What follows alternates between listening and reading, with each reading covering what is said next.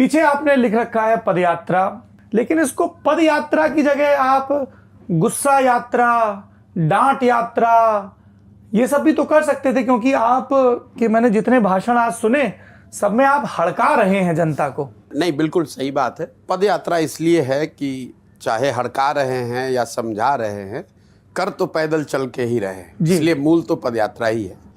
जहाँ तक जो मैं बात बोल रहा हूँ उसकी है, वो ज़रूर जो सामान्य राजनीतिक डिस्कोर्स में हम लोग बात सुनते हैं उससे थोड़ा अलग है।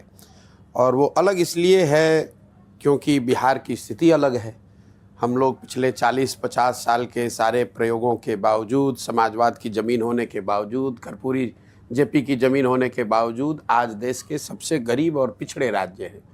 बिहार से बाहर जाने पर बिहारी कहे जाना ही एक अपने आप में गाली बना हुआ है।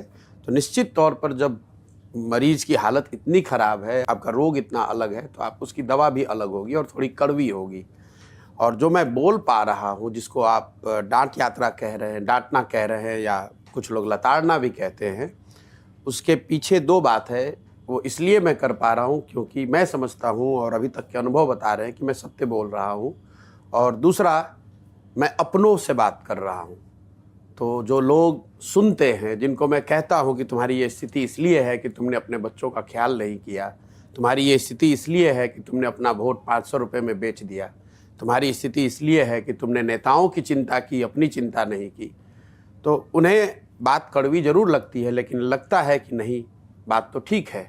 इसीलिए आप देखते हैं कि कड़वी बातों के बावजूद एक एक आदमी हाथ उठाकर आशीर्वाद देता है, साथ में पैदल चलता है। खास करके जो बूढ़े बुजुर्ग हैं, महिलाएं हैं, बच्चे हैं, जो भी गांव में है।